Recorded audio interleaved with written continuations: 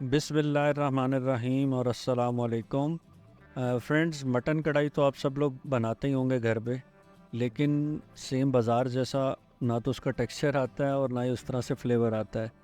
आज इस रेसिपी में हम यही देखेंगे कि वो कौन सी ऐसी टेक्निक्स हैं जिनको हम इस्तेमाल करेंगे अपनी इस रेसिपी के अंदर, जिससे आपकी जो कढ़ाई का टेस्ट है और जो टेक्सचर है सेम वैसा ही मिलेगा आपको जैसे बाज़ार में मिलता है।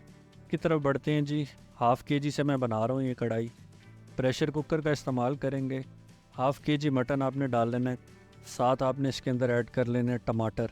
टमाटर कढ़ाई में थोड़े ज़्यादा डलते हैं, 3 बड़े टमाटर ले लें हाफ़ के जी कढ़ाई में। इसके साथ हम थोड़ा सा प्याज लेंगे, एक एक प्याज ले लें स्मॉल सा, और उसको गोल गोल इस तरीके से काट लें। उसके बाद आप इसके अंदर डालेंगे जी लहसुन। लहसुन के आपने 7-8 जवे डाल लेने आधा किलो में।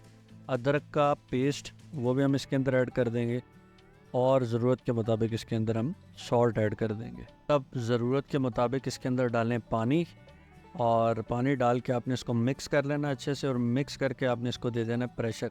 प्रेशर आपने इसको देना ऑलमोस्ट कोई 12 से 15 मिनट के लिए। बेहतरीन सा ये गल जाएगा।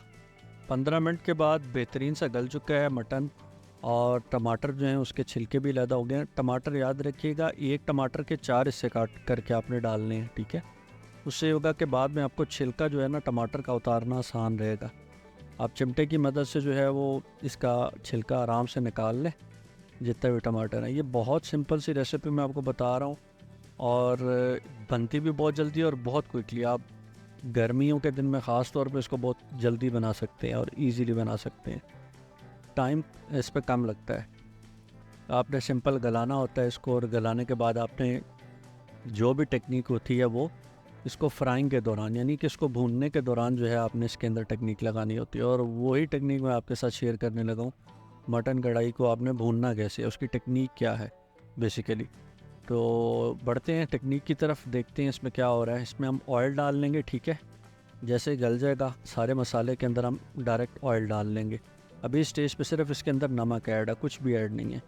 बस अब आपने इसको भूनते रहना है, और जब आप इसको भूनना है जो है आपने फुल फ्लेम के ऊपर भूनना है। जब आप इसको भूनेंगे तो इसका मसाला बिल्कुल कढ़ाई की साइड्स पे लगेगा। तो आपने घबराना नहीं है, आपने थोड़ा थोड़ा पानी का छट्टा लगाना है, या दही जो है उसके अंदर पानी को मिक्स करके उसको पतला कर लेना है। उसके बाद इसके अंदर आपने गरम मसाला और काली मिर्च बस ये डालना है भूनने के दौरान ही।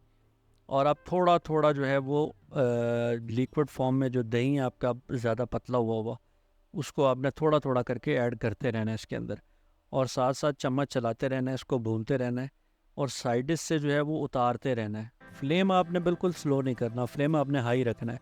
बस यही इसकी टेक्निक है कि हम लोग घरों के अंदर ख़वातीन ख़ास तौर पे जब पकाती हैं तो वो तेज़ आंच पे जब कुछ जलने लगता है तो वो डर जाती हैं और उसकी आंच स्लो कर देती हैं। तो आपने देखा होगा बाज़ार में जो भी आप कढ़ाई खाते हैं वो बिल्कुल फुल हाई फ्लेम के ऊपर पकाई जाती है।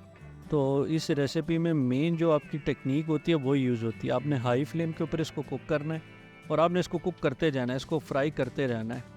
और इतना फ्राई करना है कि जब आपको फाइनल शेप मिलनी नज़र आ जाएगी, शुरू हो जाएगी, तो आपने इसको फिर रोक के तो फाइनल गार्निशिंग की तरफ जाना है। तो यही इसकी रेसिपी है। आप देख रहे हैं मैं थोड़ा थोड़ा दही जो है वो पानी मिला हुआ डाल रहा हूँ, और उसको मिक्स करी जा रहा हूँ।